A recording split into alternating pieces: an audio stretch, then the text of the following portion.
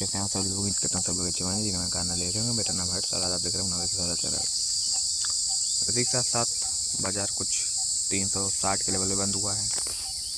आइए जान लेते हैं इसके नीचे बाज़ार कहाँ जा सकता है। कल मंडे है और ऊपर में कहाँ जा सकता है, कैसी ओपनिंग हो सकती है, गैप अप गैप डाउन। आइए चलिए देखा जाए। तो इस समय मैं जो चार्ट लगाया हूँ ये 1 डे पे है और जान लेते हैं कि मंडे में कैसी ओपनिंग हो सकती है। तो पहली बात तो आप लोग गिफ्ट निफ्टी और डाउन जोन देख के पता ही लगा लिए होंगे कि काफ़ी बेरिश माहौल बना हुआ है बाज़ार के अंदर।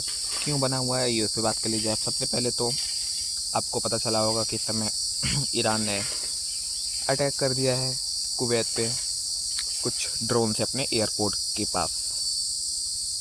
और पहली न्यूज़ ये। दूसरी न्यूज़, यूएस में जो है इन्फ्लेशन रेट जो है बढ़ गया है। इस कारण से जो है बेरिश सेंटीमेंट बना हुआ है बाज़ार के अंदर। तो गिफ्ट निफ्टी देख के तो लग रहा है बाज़ार 350 पॉइंट नीचे खुल सकता है। तो इस समय बाज़ार 370 पे बंद भी हुआ है। तो सकता है मंडे को बाज़ार 22,000 के अराउंड खुले। तो आइए जान लेते हैं नीचे में सबसे इम्पोर्टेंट लेवल क्या है बाज़ार के लिए। उसके अगर बाज़ार 22,000 के अराउंड खुलता है, 22,000 के अराउंड खुलता है तो 850 हो सकता है उस लेवल है वो ऐसा जो रोकने की कोशिश कर सकता है।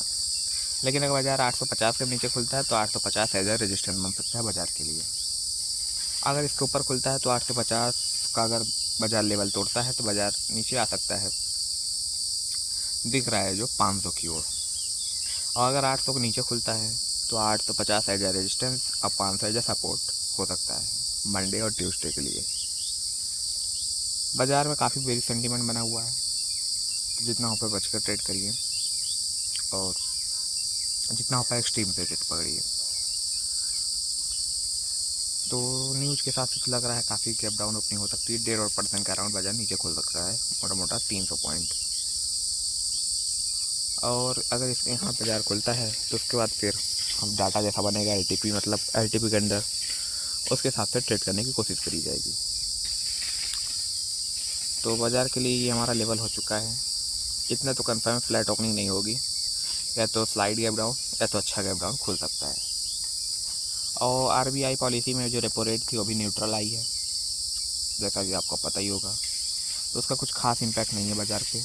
बट जैसा कि आपको पता है न्यूज़ यूज है तो इसका इम्पैक्ट ज़्यादा है मंडे के लिए।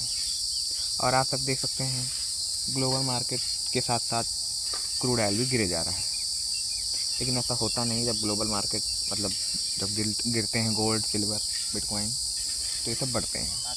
आज के लिए इतना ही। हमारे साथ जुड़े रहने के लिए बहुत शुक्रिया। उसी के साथ साथ हम लोग अब नए वीडियो मिलेंगे और कल लाइव बाज़ार में मिलेंगे। तो कल की जो मेरी खुद की प्रेडिक्शन लग रही है वो हो सकता है बाज़ार गैप डाउन खुल के नीचे से बाउंस बैक ले सकता है, जो मुझे लग रहा है एक सपोर्ट लेके, मतलब 850 के बाज़ार तोड़ नहीं सकता जो मुझे लग रहा है अगर इसके ऊपर खुलता है। तो अगर इसके नीचे खुलता है तो हो सकता है एक अच्छा सपोर्ट लेके बाज़ार ऊपर की ओर आने की कोशिश करेगा।